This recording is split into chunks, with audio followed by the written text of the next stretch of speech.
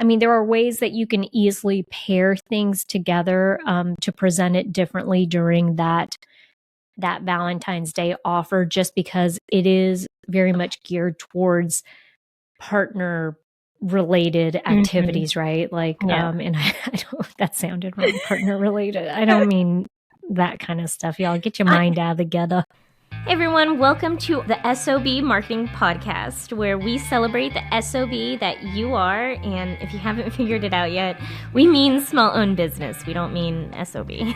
Listen, we know that as a small business owner, you are working hard on the daily to keep your business fully operational while trying to promote it. And while some days it may feel like the business is owning you, if we're being honest with each other, I bet you would admit that you wouldn't give up the insanity for anything. Our commitment here at the S.O.B Marketing Podcast is to give you the real talk, what works when it comes to advertising, marketing, promoting your business, and then what doesn't really work. And Chelsea and I promise to always keep the conversation real. Hello everyone. We are back for another episode of the S.O.B Marketing Podcast. S.O.B as in small-owned business, not S.O.B as in son of a biscuit. Vivian, I am so excited about this episode today. We are doing Valentine's Day marketing. Do you like Valentine's Day? I do. I think it's a little consumer based. Yeah. It's kind of weird to me that like we're like, show me your affection by spending a ton of money on me. Like that's just very weird to me. Yeah. And see, that's why I'm asking, because a lot of people like it's cool now to be anti-Valentine's Day. Yeah. So I was wondering, like, do you like Valentine's Day or not? I'm not anti-Valentine's Day, but let me just share this little story with you. Okay. And Dad and Mom are my witness. There was one time when I was in elementary school, there was this little boy that lived next door to us. He was my friend, TJ. TJ came over one time and he had roses for me. And I think because I was so little and I was so embarrassed that, you know, Dad had like opened the door and I was there with Dad and he gave me these flowers, that I took them and I cut them up. And I got in trouble. Like Dad was like, you do not do that to a gift that someone's given you. So I got reprimanded for it. But I think there's, I love romantic gestures. I think there's also this side of me that's like, I don't know. I've got a romantic gesture for you. So I'll give you a Valentine's Day story. One year when we were in college for Valentine's Day, the college play, I don't remember, you know, the theater. The theater. Yeah, the theater. They were putting on, I don't remember specifically the name, but it was basically the story of Odysseus and Eurydice, but from Eurydice's point of view. Okay. I'm not going to go into that because I'll be here all day. It's one of my favorite mythology stories. Tim hates plays and musicals and stuff like that. So he took me and he dropped me off. And I went in there by myself to watch the play. And then when I came out, he handed me roses and then we left. Like he oh my gosh, that is sit there. That is hilarious. He was not going to sit there. I mean, well, did you consider it romantic that at least he took you and dropped you off? Yeah, I still got to see the play. That's what I cared about. Yeah, see, and I'm like you, where I'm like, I don't need a whole lot. Like, you just give me a little bit, and I'm good with it. But I happen to have a girlfriend who she actually gets her feelings hurt when like her husband doesn't do these like, you know, Valentine's Day gesture things, and I've never really quite understood it. I understand it from her perspective because of the person she is, right? And that's her love language. But I always think, I'm like, you know, I'd rather just have something else. Like, yeah. All right. So in the framework of marketing and small businesses, what exactly are we going to cover today with regards to Valentine's Day?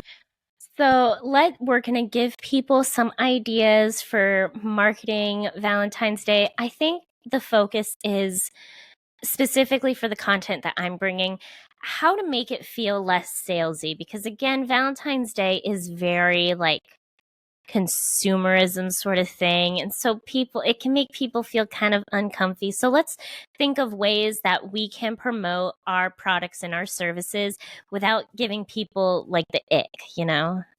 Yeah, stay away from the ick, y'all. Now, I think, yeah, that's great. And so part of the discussion too is I'm hoping if you're listening to this,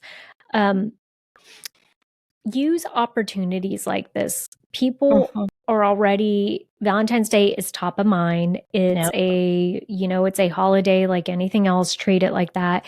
And so depending on which route you want to take and how you want to show up, there are opportunities for you to make more sales or to put your business in front of people that maybe typically you wouldn't be showing up in front of. And part of the reason is that it's one of those holidays where people are purchasing for others. Yep. Right. And so that means opportunity for you as a small business owner. So let's go ahead and get right into it, Chelsea. Yes. Okay. Well, my first thing is explaining how your products or services are related to the day and how they can help you make the best day possible for your significant other. So I was thinking in terms of bakeries because I follow Swank Desserts. Oh yeah, did you see her red velvet thing that she's got going on now with the cheesecake in the middle or something? I know. Yes. So good, y'all. But so she does a pre-order box for Valentine's Day where she makes how do you say, is it macaroons or macaroons? Macaroons, I said that correctly. Okay. I'm so paranoid about that word. Anyways, macaroons, they're in heart shapes. They're so cute. So you could do pre-orders. She's doing pre-orders. I was thinking, let's take it one step further. You know what she could do, and I love this idea, is create baking sets. So someone can purchase the set and then they can cook together with their significant other. I think that'd be really romantic. Or some people might hate it, but you know. No, and this is great. I'm glad that you brought up this pre-ordering thing. So, not just for bakeries, because y'all might be thinking, oh, well, that meshes well with Valentine's Day. Think of it like, okay, if you're a soap maker, perhaps you have little crates that you are doing that are specifically geared towards Valentine's Day, and you're including soaps and bath salts, and you're kind of zhuzhing it up so that the presentation's nice, and you can charge a little more for it because it's more of a Valentine's Day gift box. Yes, for somebody else. Another industry that you perhaps could do this for if you're service based, right? So a lot of the massages, perhaps even if you're doing Botox fillers, cosmetic stuff like that, these are great things that you can kind of say like, hey, buy now ahead for that Valentine's Day time frame. One of the things that I saw that I really thought was interesting is one way that it wasn't Resi. What's the other reservation-based app that they make reservations? OpenTable. So OpenTable had done this a couple years ago leading up to Valentine's Day. So I think they did like a total of about 6 or 8 ads. And so they released it 6 to 8 weeks in advance. And every week they would have a different ad that kind of trickled out. And these ads were based on, hey, it said something like, millennials love experiences. Their love language is not items, but it's experiences. And so therefore an experience equates to a date. And if you're planning on taking your date out for Valentine's Day, you better get a reservation now. And so that's where if you're more service based, you can still integrate it into what you're currently doing by getting people to kind of do mixing in that pre-order thing. Like you're saying, hey, reserve your table now, reserve your spot now. So that way you're not last minute having to find a place to take them. And you know what? You don't even have to get this like specific about it.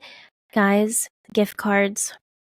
As a small business owner, specifically if you're in the service industry, gift cards are a great idea, like specifically for Valentine's Day. Because let's face it, no offense to men, But like, they don't know. They don't know what you want when you go to a salon or when you go to a spa. They're not going to know that you want like hot stones instead of just a bubble bath. I don't know. Like, they're not going to. I hope you're not taking a bubble bath in a spa. I don't know. I've never been offered a bubble bath. I couldn't think of another example. I'm sorry. Hot stones instead of a pedicure. Okay. Yes. My point is they're going to feel uncomfortable purchasing something. So tell them, hey, most of our services range in these prices. Get a gift card. Then she can decide what she wants. It kind of made me laugh, though, because you're the younger one of us, too. You're the one that's way more progressive than I am. And here you are still being sexist. I'm being statistical right now. Yes. Statistically speaking. Gift cards are always great to have on hand, and don't underestimate the value of it, because for one, as a small business owner, you're getting that cash up front when someone is purchasing the gift card, and they do make really great, gifts for people that typically do not know what to buy. And so it's an easier sell, I think, than anything else. So. Absolutely. And I feel like sometimes we forget about gift cards, but really, again, like if you're in an industry that people are scared to dip their toe in because they don't know about it, gift cards are a great way to go about it. Let's also not gloss over the fact that Valentine's Day is an easy day to kind of pair something with the gift card. You put a little teddy bear, put a gift card in the center of the teddy bear holding it. There you go. You can upcharge a little bit because now you have a stuffed animal with a gift card that you can sell. So. Oh, I love that. Well, you know what? So we talked about the service industry. Let's go back to products real quick. Limited time products. So I don't know, like champagne scented candles or jewelry, chocolate covered strawberry stuff. Yeah, exactly. Yes.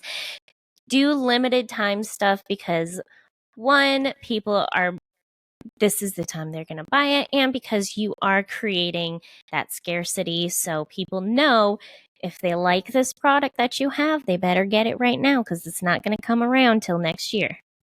And maybe if you are doing so, one of the ways that you can do this is, let's say you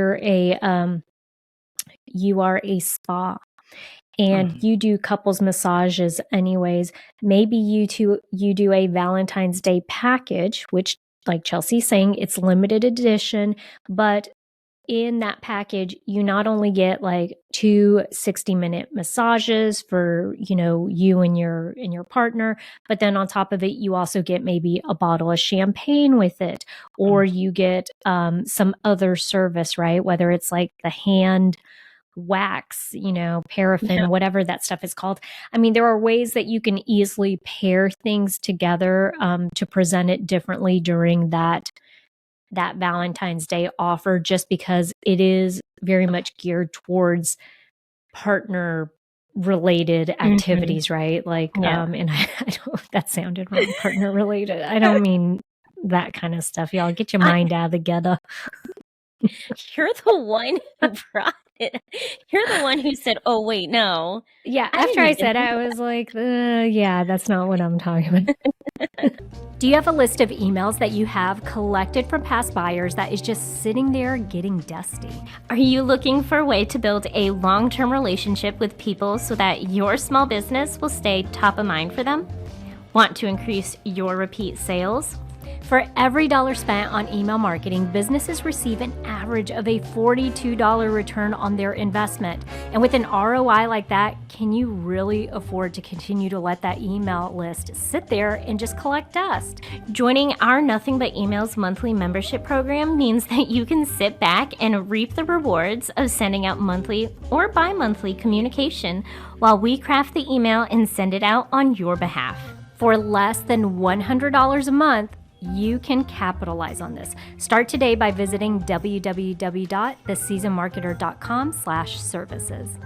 again, I feel like we say this all the time, but make sure you are actually telling your target audience about anything that you're going to be doing. So if you're doing a sale or if you're doing an event, make sure you're emailing your subscribers. Make sure you're updating your website.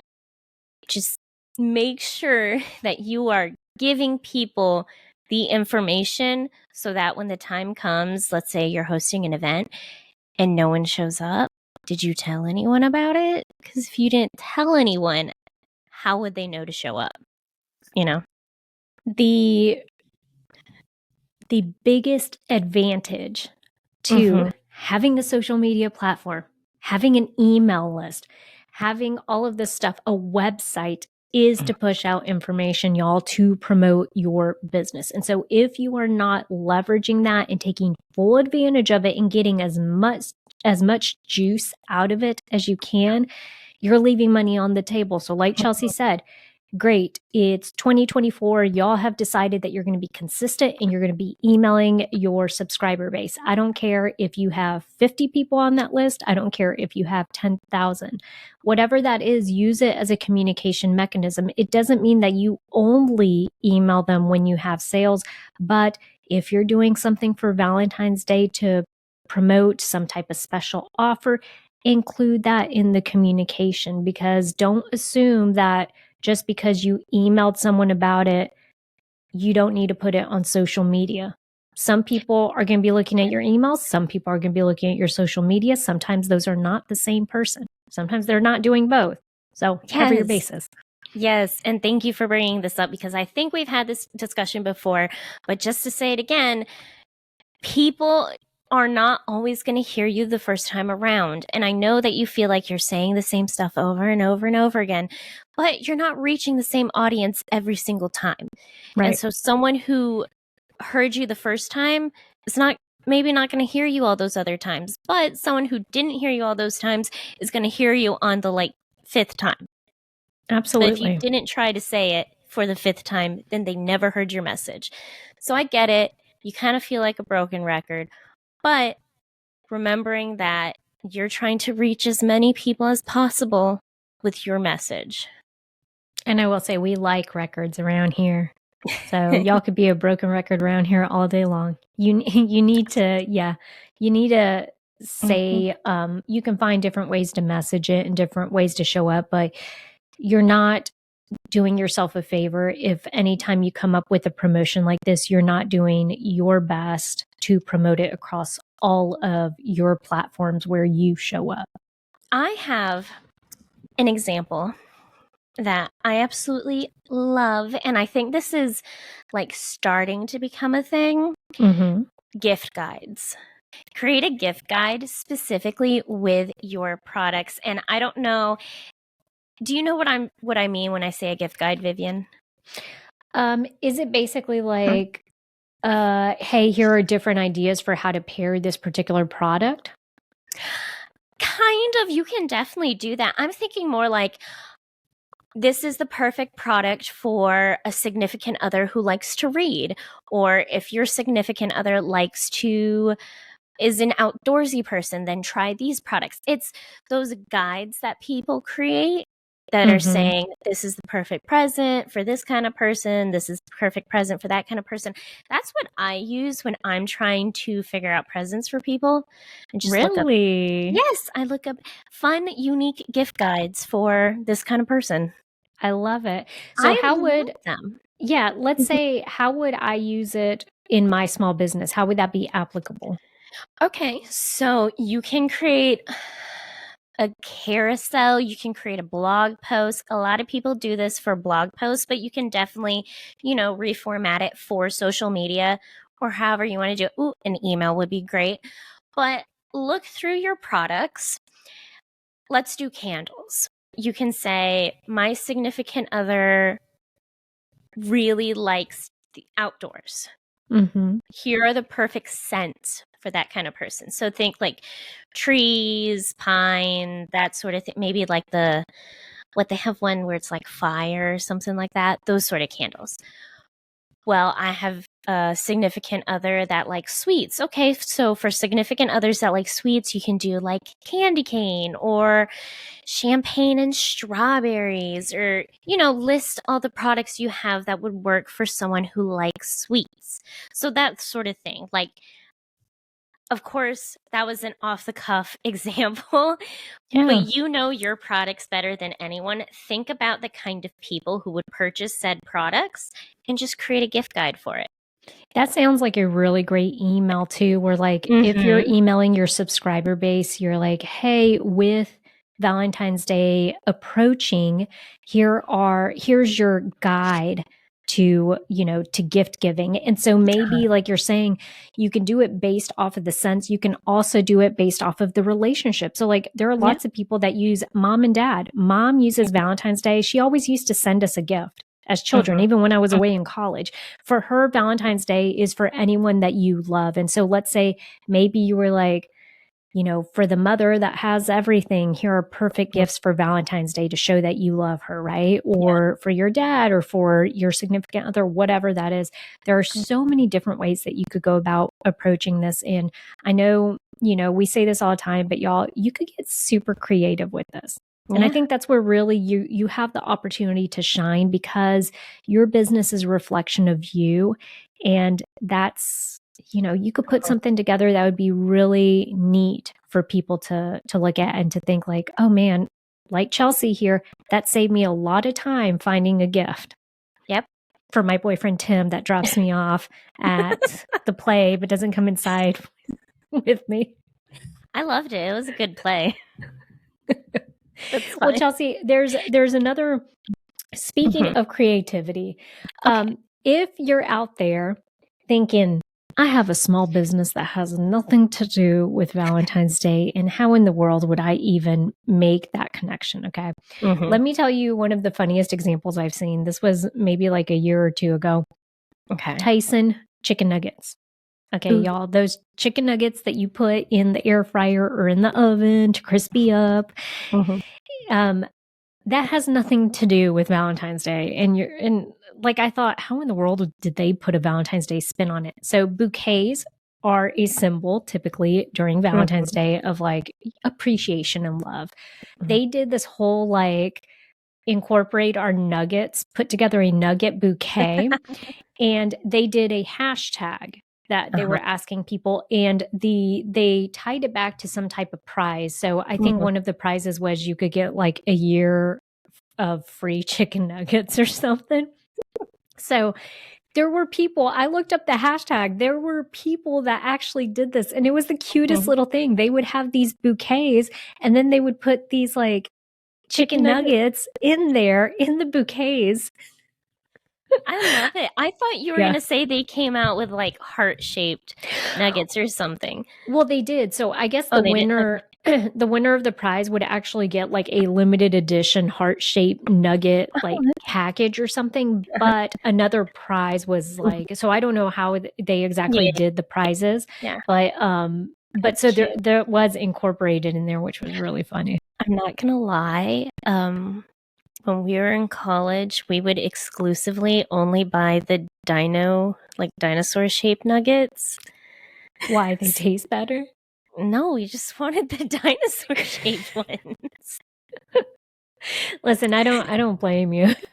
Which now we don't buy nuggets because Tim's like, that's frozen stuff. So he does all the cooking. I can't complain. So, but yeah, if we did buy nuggets, I'd make sure we'd buy the dinosaur-shaped ones. Those little dinosaur-shaped nuggets have a special place in my heart, just kind of like the Tostino's pizza does. Oh, listen, when I am home by myself and I want a treat, I will buy me a Tostino's pizza and a little can of Coke, and I can down that whole little personal, like so good for some reason. Nice and crispy. I know. Wow, we're the same person. Now, I want to say, I know I talked about it a little bit at the beginning. I'm going to bring it up again. You want to be edgy, that's like your business vibe, do Anti-Valentine's Day. Yeah. Or Don't forget about single people. You can advertise to them. So think about like self-love. Valentine's Day doesn't have to be about love with a significant other. Like treat yourself. It's a day of love. You can also do Galentine's Day. That is a big one, specifically if you are like a women geared store, like your target audience is women. Galentine's Day. I love Galentine's Day. I give my girlfriends all kinds of stuff. And another way you could do this is, let's say that you're you own like a sip and brush type of business where like you do painting and people can come. You could do a whole Galentine's Day like or week where people can RSVP with girlfriends to come in and sit down and paint some type of experience together, right? If you're axe throwing, you could probably do this, right? I love that you brought up the fact that it doesn't always have to be, you know, gushy, like hard eyes type stuff. You can, if it pairs well with your branding and your business and you want to do something fun, you can do the anti-Valentine's Day thing. I don't know if you saw this in my examples, Chelsea, in my notes. El Paso Zoo. I saw that, but I don't know what it is. So you're going to have to tell me. Okay. So they actually had this whole campaign called the Stop Bugging Me campaign that was done during Valentine's Day, where you could go and get, they had roaches and you can name a roach after your ex. I know that. And they would feed the roach to one of the animals at the zoo. And I remember that. I was sitting there thinking, I was like, brilliant. This is something. That's so good. I mean, I think for Chelsea, for you and I, probably here at the Seasoned Marketer, the one thing we could do is like a Spotify playlist for, you know, for your ex or for something like that, right? And have like a whole thing. But it's, I think going back to that, there are many different ways that you can do it, and whatever suits your business best and however you want to show up for that day, you definitely can turn it into something that could be memorable and also make sales. I wonder how much money they brought in with that roach stunt. Oh, probably a lot, because that was a good idea. Let's also talk about using the real estate that you have.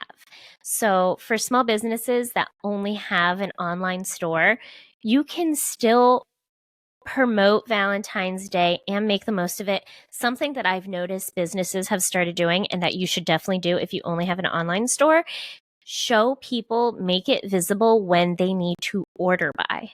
Like what date they need to order by so that they can get it for sure on Valentine's Day. That is so... Let me tell you, when I was Christmas shopping and it said you need to order by this date to get it on time, I was like, girl, okay, thank you for telling me, because I need to know that it's going to get here on time. The few stuff that I ordered off of Amazon did not get here on time. Really? Yes, but it was for Jay, so it's fine. Tim's brother. Gotcha. Okay. So that's the whole thing, is making it as easy as possible to communicate with someone and to make their purchasing easier, right? So it's like you've done all the legwork, so they're not having to do the math as far as like how many days shipping is that? Will I be able to? And also, I think it has this underlying tone of like, buy now. Quit putting it off, buy now, because otherwise you might miss that deadline and you might not have your gift in time for Valentine's Day. Absolutely. And you know what? Now that I'm thinking about it, you could also do maybe like, if you decide to do a Valentine's Day gift guide, maybe create like a whole like section. Like if you have a banner, create like a little section that says Valentine's gift guide or the Valentine's gifts. Like make it very clear, very visible on your website so that they can easily go, oh, Valentine's ideas. Okay, that works. You know, make it real simple. Well, in leveraging the real estate that you do have in that digital space, another easy thing to do is, if you're offering a download like that, if you're wanting to relay, buy by this certain date so that you'll get your gift in time, if you're on Facebook, use that Facebook cover photo to switch it out, right? To whatever you're wanting to promote at that time. But using that real estate is really smart. Yes. And you know what? Let's talk about storefronts. You can create some crazy visual displays that'll look real nice. You don't have to spend a bunch of money. I personally buy all of my decorations at the dollar store or like Dollar General. Hobby Lobby's another really great place too. Yeah. Yes. Or you can go to Michael's, like any of those stores. Yeah, you probably don't want to go to, well, I mean, Dollar Store has some good stuff. Yeah. But, be smart with it. You can definitely like do a display. Make sure to incorporate your products. I think that would look real good. If you're wondering, so like I'm thinking specifically in our town, the town of Somerville, there's a downtown area and there are storefronts that are along that corridor where there's kind of this like seating area and park across the street, right? That's because they have prime location where people are driving by, walking by. Why wouldn't you take the time to decorate and to promote some of the items that you want to spotlight during that time frame? And like Chelsea said, it doesn't necessarily mean that you have to have a big budget to go out there and spend a ton of money. The other thing is, let's say if you have windows, if you know a local artist that you want to promote or help or whatever, they may actually be willing to come out there and for a small nominal fee, or you just pay them what they want to go out there and actually paint your windows some type of messaging, right? So that's where you have the space, you have that real estate, and you're just taking full advantage of it. So, Vivian, that was our little talk for Valentine's Day marketing. I hope you loved it. See what I did there? Yeah. I mean, I guess. Thank you for listening. If you know a small business owner that you think would really benefit from these conversations somehow, then send them the link to this podcast. Share it. If there's anything that you want us to talk about, let us know. Or even if you just have questions, we are here as a resource for you guys. So send us an email at help@theseasonmarketer.com. You can also find us on social media under The Season Marketer. You can send us a DM if that's easier for you. Just let us know what you want to hear and go be the best SOB you can be.